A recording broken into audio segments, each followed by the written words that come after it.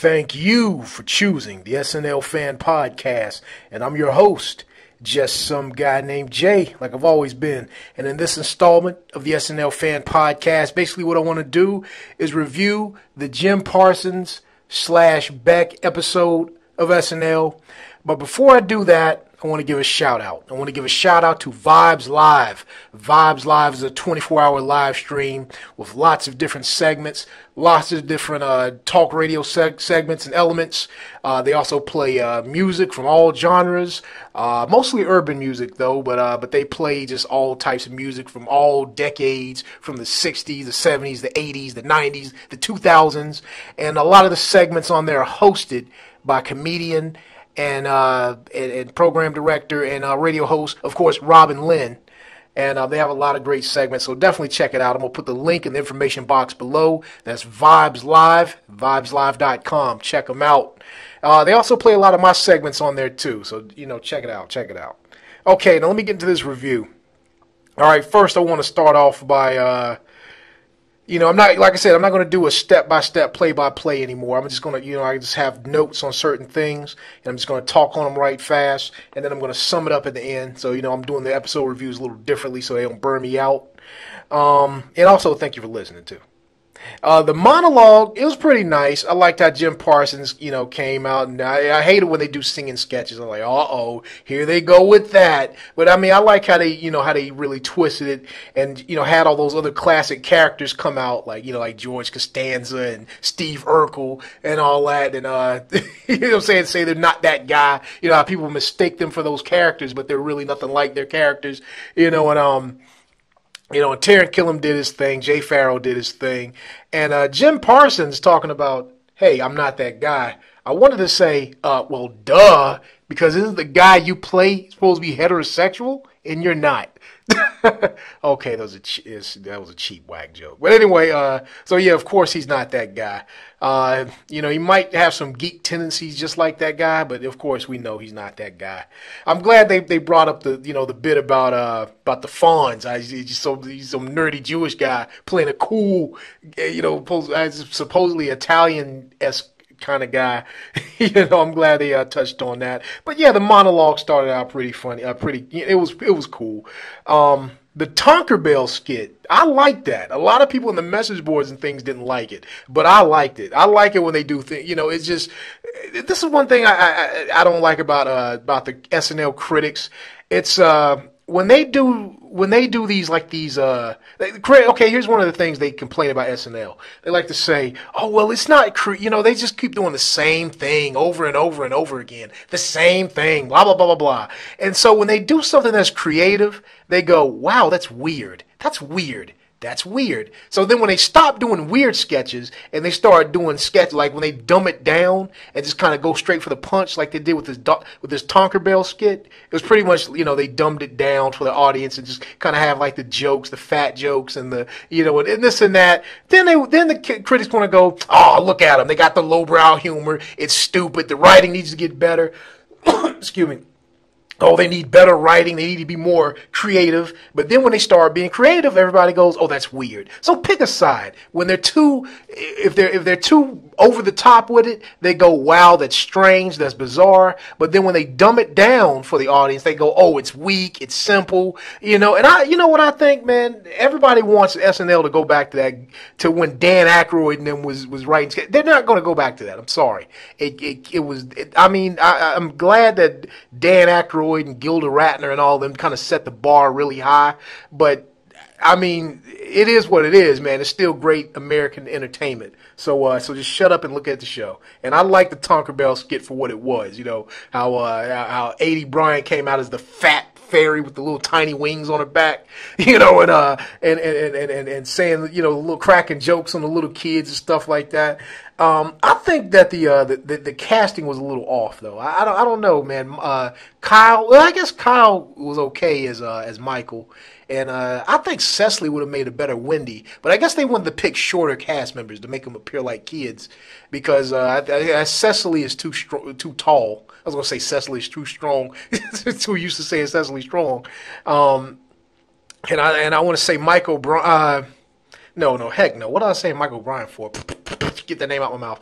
I was gonna say somebody like maybe a Brooks Wheelan or somebody playing Michael. I guess that's too tall or that's too too big. Even though he does kind of look young, but I guess yeah, Kyle Mooney, he was okay as Michael. And well, hold on, which is Michael? I keep forgetting. Who's the middle kid. Yeah. The one that wear the top hat all the time, the glasses. I guess Kyle Mooney did his thing as that. John Milhiser though, even though he is a short guy, he looks too old to be playing the little kid. Is not maybe that's Michael. I forget who is Michael. Well, who cares? Whatever. But the younger kid, John Milhiser, he looked way too old to be playing that, man. For real. I didn't even notice how old he looked until he played that. Because I was thinking like, yeah, John Milhiser could pull off like a kid character. I mean, he looks like a younger guy, especially when they did the chug, the beer pong skit. I was like, yeah, he looks like he could play it. But seeing him as the little kid, I was like, dog, man. He look like somebody daddy up there playing the little kid. You know what I'm saying? He probably is somebody's daddy, but still, But he did his thing, though. I liked everybody did their thing. Let's see, and oh my God, please, Mike O'Brien. He's like the weakest thing in the cast. I mean, a lot of people don't like Brooks Wheelan from what I'm seeing in the message boards, but I'm kind of rooting for Brooks Wheelan. I know I talked a lot of junk about him in the beginning of the season, but I got my fingers crossed, and I think Brooks Wheelan can pull it together, eventually. But Mike O'Brien, oh my God, that Bird Bible skit. Anybody know? I don't know. Am I the only one that's seeing it? But it looked like that little kid in the little kid that was in the Bird Bible skit. Didn't he look like Fred Armisen a little bit? He looked like Fred Armisen. To me, he did. That little kid could act way better than Mike O'Brien. They need to definitely replace. They need to get rid of Michael. I wish the little kid was a cast member than Mike O'Brien. And it's not personal against Mike O'Brien. I'm pretty sure he's a nice guy, a cool guy, whatever. And I did like 7 Minutes in Heaven, but I mean, oh my God, he just. Oh my God, you all know we're all watching the same show. Moving right along this isn't a skit, but a McDonald's commercial came on like during the commercial break, and I thought that was a skit actually, not because it was funny, but the guy talking, I thought that was like a Jay Pharaoh character or something. I mean, it was just, how come McDonald's commercials always got to be like real sold out like that? Like they got to ba-da-ba-ba-ba. Yeah, you can get the fries and the shakes. Yeah, man. You know how we do in the hood. We get our burgers. Yeah, don't they sound like that? All these McDonald's commercials, like you know what I'm saying? Yeah, girl, I'm going to get me some fries with that. Some old Shaquita rolling her neck. Girl, yeah. You know what? I heard the commercial. It was like that. I really thought Jay Pharaoh was doing a character. This is an actual commercial. It took me a couple of minutes. It took me like a couple of seconds into it to realize that it was a real McDonald's commercial. I mean, like, I'm going to get me some burgers and fries. Nah. Like, wow. That's what they do. That's what they do. Anyway, I'm talking about this, and then the next thing I'm going to talk about is 12 Years a Slave. Well, I like that skit, the 12 Years a Slave, how they were trying to get getting people to cast, like, they were casting for generic slave owners and things like that. And, like, oh my God. Like how the white guys didn't want to say the N-word and stuff. Like no, I don't want to read that part. Like that was funny. I liked how they did that. I hate how they gave Brooks Wheelan and Mike O'Brien a bone, because they should just they should just gave it to but it was pretty funny though. It was real funny, especially that look Jay Pharaoh made. Come on, I want you to read that off the paper, just like you see on the paper. Just read it off there. Don't go off that. The guys and Jay Pharaoh was looking at him like, man, I'm gonna come over there and kill you. Like that was hilarious, man. Whoever say Jay Pharaoh is just he's just good for impressions. Wait a minute, I said that. But anyway, he is definitely improving though. I really enjoyed the skit. I loved it. I like it when they do things like this. Now let's move on to a weekend update. A lot of people wanted me to say more things on Colin Jost and Seth Meyers. Colin Jost taking Seth Meyers' place. I want to start off by saying I'm going to say a lot of things about Colin Jost. I'm glad they let Cecily go first. I'm let Cecily go first, and that's not saying much. They were, oh my God, they seemed like they was in panic mode, man. They were bombing. The audience did not care about neither one of them. Like, I remember when Tina Fey and Jimmy Fallon first came out, like, together like that. The audience was like, oh, they funny. Especially because Tina Fey was funny. And not saying that Cecily Strong and Colin Jost aren't funny. They're funny, too. But this isn't their thing. And it just, oh, my God. They just seemed like they was staring. Cecily knew she was bombing. She said some jokes and kind of looked at the audience like, oh, man. Oh, man, y'all didn't think that was funny? No, they didn't. And then when they let Colin Jost go, first joke, boom, bam, pff, explosions. He bombed. Oh, my God, it was stinking in there, man. And I just want to say, the jokes were actually funny. They didn't deliver them right. That's all they couldn't read them cue cards right, man. Like them, and they were just, and Colin Jost, oh my God, he has no personality, man. Like, he is so, I thought Seth Meyers was like a plain dude. Like, I thought Seth Meyers was just like, just vanilla, just plain cracker. When I say plain crackers, I mean like, like saltine crackers, they have no flavor. Like plain crackers. Just not calling Seth Meyers a plain cracker, but just plain, like crackers, like no salt on them, just regular. You know what I mean? Well, anyway, Colin Jost is plainer than that. Colin Jost makes Seth Meyers seem like John Belushi wild or something, man. Because Colin Jost, he is. They should call him Colin Ghost, man. Because he was just so okay, I don't know how I'm going with that joke, but anyway, Colin Jost, man, he has no personality. This guy went to Harvard. Well, I mean, I guess that don't matter where you came from. They should have let a guy from Brown do Weekend Update then. If this is how the Harvard guys are going to do, shoot, man, quit hiring Harvard people if they ain't going to be like Conan O'Brien. If you're going to hire somebody from Harvard, then screw that. Get somebody from Brown. Go to Brown University. No, screw that. Go to Central Piedmont Community College. That's what you need to get. Oh my God! Don't get a high school dropout to do Weekend Update. What, Colin Jost, man? Oh my God! And you know what? One thing I like about Weekend Update, when they have a good rhythm going. Like, I'm like, sometimes I hate it when they come in with, they bring the commentary people out. I'm like, oh my God, Seth Meyers is doing his thing. Don't mess it up with this little stuff y'all about to do. Or, like back in the day, like when Kristen Wiig was in the cast, and then Kristen Wiig, she comes out as a little character. And I'm like, oh no, don't. Seth Meyers is on a roll. Amy Poehler is on a roll. Don't come out with this thing. Don't come out and juggle and do all this little crap you about to do, But when Pharaoh and Kenan Thompson came out there, I was so happy to see him. I was like, oh my, thank you, man. And then when Taran Killam came out, I was like, oh my God, yes, please. They take me away from Colin Jost. This is going to be my new bathroom break. I'm telling you. So, Weekend Update with Colin Jost and Cecily Strong. Gotta go get me something to eat. Oh man, and I want to like him. I want to like, it's good. It's good that Cecily Strong is not being Seth Meyers anymore. It's good that she's carving out her own identity. But I think that's because Seth Meyers not there anymore, so she just ain't got no. It's like I can kind of see her being herself now. But Colin Jost, man, that dude. See, you need somebody. They need to have an anchor that has some flavor to them. They got some kind of strong on-screen persona, like how Chevy Chase was, how Dennis Miller was, how Norm Macdonald was. You know what I'm saying? Norm Macdonald was the best Weekend Update. I'm just gonna go ahead and say that Norm Macdonald was the best person that ever did Weekend Update. I think Seth Meyers was really good. He was, for the tenure he had. But I'm gonna be for real. Norm Macdonald was the king of the update desk. They need to find another guy like that.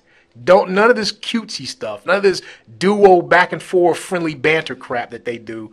Get a Norm. Get like a stand-up comedian with a chip on his shoulder that just want to talk junk. Get an Anthony Jeselnik or get somebody that just don't care. Is gonna come out there and just start killing. just start going at necks and stuff. That's what they need. They don't need this. How was your day? My day was good. How was your day? My day was good. No, none of that. Kill that. Get a Norm up in here, man. You know, for real. Colin Jost, man, holler at me. I need a job. In comedy. I already got a job. I'm talking about a comedy job. Holler at me. I didn't mean to say that about you. I mean, can I put you down as a can I be your apprentice or something, man? For real. Like Colin Jost, man. Man, what else? I didn't write much notes. I'm kind of freestyling on Colin Jost. And I don't want this episode review to be about Colin Jost. It's just I got so much to say about him as far as how plain he is. Him being plain. Now, he's not as bad as Michael Bryant. I'm glad Michael Bryant ain't doing Weekend Update. I don't even want Michael Bryant to even show up on screen anymore. Just go away. I'm gonna do a whole podcast on Michael. I keep saying this. I said I was gonna say something about LaKendra Tooks and Leslie Jones, but I mean it's old news now. I'm too late. I should have did something. But where was I going with this? Okay, let me quit rambling about him. I'm gonna get back on Colin Jost later. Oh my God, what he's so plain. He ain't got no personality at all. Oh yeah, man. Taran Killam. That Jebediah Atkins, I cannot get sick of that right now. They trying to build that up like Stefan. I think the crowd, the audience is not really feeling it as much as I am, because I like it. But I think Taran Killam should have did Weekend Update. Actually, I didn't think he would. I didn't think he'd be good for Weekend Update because he's more of a sketch guy. You know, he's more of a guy that needs to be playing the sketches. But you know how he just improvised, like how the card just came down. He was like, I couldn't do it again if I tried. They need somebody that ain't afraid to do some stuff like that. And Taran Killam, he's kind of like a fearless performer. He don't care. Taran Killam come out there and don't care what you think. He just does not care. And they need performers like that. They need performers like Taran Killam, and they should have got a Weekend Update guy that's like that. You know. Well, that's what I don't say about that. Let me move right along. What else? Yeah. Just to recap, Colin Jost and Cecily, they need to get a better on-screen persona, and they just need to deliver their jokes a little better. You know, that's all. Now that little murder in the make-believe ballroom skit, the little fake clue. You know, the thing that they just put Sasheer as a mate in so they could say she had her in the skit. That was pretty good. I like that. You know, I like. I mean, it kind of reminded me of like back when Cheri, Oteri, and Chris Kattan was in the cast. It kind of reminded me of something that they would have done back in like the late '90s kind of thing, where they, Chris Kattan and Cheri, Oteri and them was on Saturday Night Live. It reminded me of something like that. And how what's the name kept getting the bad things. How Jim Parsons' character just kept go to town. What does that mean? Well, go to town on it. Like it was great, man. I like how they did that. The jokes in there were nice. Taran Killam, how he messed up and just corrected himself. See, Taran Killam, man, I think he want to mess up on purpose, just so he can show his improv skills like that. You know what, man? I know Taran Killam's on Saturday Night Live. If I would go see him live, really. Like I'm not talking about Saturday Night Live. Taran Killam, I would if he got a show somewhere, I'll go see him. I pay some tickets. I'd spend some money to go see him live, just to perform for real. He's got my vote. He's got my vote, man. When I do the end of I know I ranked him at number 5 or something. I think. But I think I'm gonna have to rank him a little higher after his performance here. I wrote a note to myself. I can't read my own handwriting because I was kind of like, well, I can read my own handwriting, but I also liked how they call that Simply Dudley. I like that character. I didn't like that dance floor killer skit that much. A lot of people on the message board. This surprised me what they do like and don't like. They don't like the Tonker Bell skit, but they do like the dance floor killer skit. That was just, But the best thing about that dance floor killer skit, in my opinion, is with the first opening line where they said, "People who like watching murder mysteries but are too scared to do it themselves." Something like that.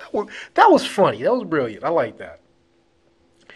They could have just started and ended the skit just with that. I would have laughed and said that was classic. But I said something about Mike O'Brien again, and I was laying down. Like I know I did a lot of laid down, and kind of scribbled something because I was too lazy to kind of prop my head up because Mike O'Brien was putting me to sleep. But I don't know what I said here. It's some scribbles chicken scratch, and then I say cancel. So whatever that is, Mike O'Brien, blah blah blah blah blah blah, cancel.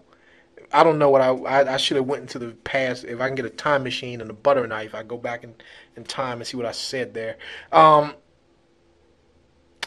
The skit where he was where Jim Parsons was had that bag at the change of clothes and stuff. That was a little funny, little one note, type of skit. I liked it. It was cool. When that boom happened though, I thought he dookied on himself again. But I guess that was that was the boom that scared everybody. But yeah, I still rambled on. I didn't do the play-by-play like I normally do, and I still rambled on. I just wrote a couple of notes to myself, and I still went on. But that's okay. Like I said, I'm passionate about this show. It's one of my favorites. Again, I want you all to check out Vibes Live. I'm gonna put the link in the information box below. www.vibeslive.com. And what else I want to say? Yeah. Overall, I just want to just kind of sum this episode up. It was a fun episode. It was just fun. It was fun to see. You had nice little fun, little dumb skits. Jim Parsons did his thing. It was cool. I would like to see Simon Helberg though host SNL one day, because that would be cool. Because it would be the first time a Mad TV person hosts Saturday Night Live, and it's Simon Helberg of all people. Simon Helberg hosting Saturday Night Live. That would be cool.